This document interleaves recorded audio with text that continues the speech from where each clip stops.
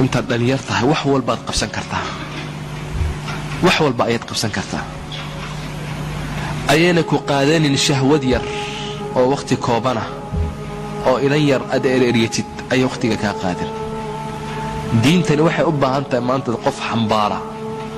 أو دتك أخلاق تسع أخلاق ما أنت إسلامك وحى وكا يعني لما تدوين أي كي ترتاح دليرتي إسلامك لبا أقيب سمين لبا ودليرتي إسلامك سوقي لبا أقيب سمين mid diintii si xun u fahmay oo ummadda qarxinaya sida maanta ka dhacday Soomaaliya aad maqlayseen 19 iyo ziyaada ay ku dhinteen si xun buu diinta u fahmay waa irhaabi waa mutatarrif waa seeflabood diintii waa wuxud si kale u fasirta diintii culimada kama dhigan caamadana way caamada dhaantaba kaasi looma baahno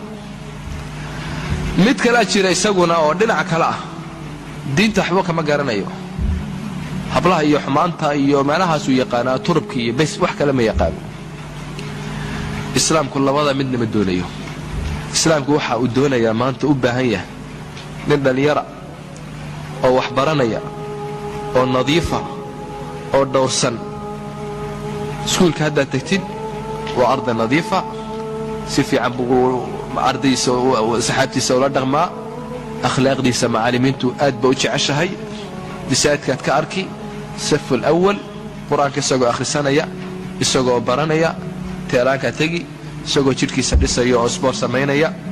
walaalihi si fiican ula dhaqmaya xaafadda jaarka tagi isagoo khayrka ugu yeedhaya wanaaga dadka amraya waxaad arki alla meesha tagtid isagoo oo bisil fiican fahmaya ummaddu jeceshahay ilaahay jecel yahay kaasu maanta islaamku u baahan yahay ikhwaani yaa lahu min diin law kaana lahu rijaal alla diinkani fiicana buu yidhi nin soo islaamay diinkani markuu diinta islaamka akhriyey ayaa waxau yidhi yaa lahu min diin alla diinkani fiicana hadduu rag lahaan lahaa rag hadduu lahaan lahaa insha allah waxa laga yaabaa inuu ka soo baxo mid ininka inaga mid inuu soo baxo oo baytulmaqdis muslimiinta u furto muslimiinta khayrka iyo wanaaga ugu baaqo oo hogaamiya waxa laga yaabaa inuu soo baxo nin ummadan oo dhan ilaahay qacantiisa uu ku sugo oo ummadan wanaaga u sheega oo nin waayeela noqdo ikhwaani shabaabnimada laga faa'iideysto shahwadu ayayna bootiin gaaladu xumaanba inala doonayaan gaaladu waxay doonayaan inaan sidooda noqono inaan gaalowno wadda aladiina kafaruu saasuu ilaahay leeyahay gaaladu waxay doonayaan kuwii gaaloobay inaan sidooda aad noqotaan bay doonayaan buu ilaahay leeyahay yawaddu aladiina kafaruu law takfuruun haddaad gaaloobi lahaydeen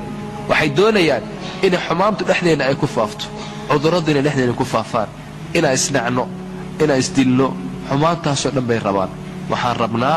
dhalinyar fiican oo diinta fahmaysa si wanaagsan oo muctadila u fahmaysa nadiifa dhowrsan ummadooda khayrka iyo wanaaga u baaqaya ayaa la rabaa ilaahay intaa inagu anfaco wajazaakum allahu khayran وصلى الله على سيدنا محمد وعلى آله وصحبه أجمعين.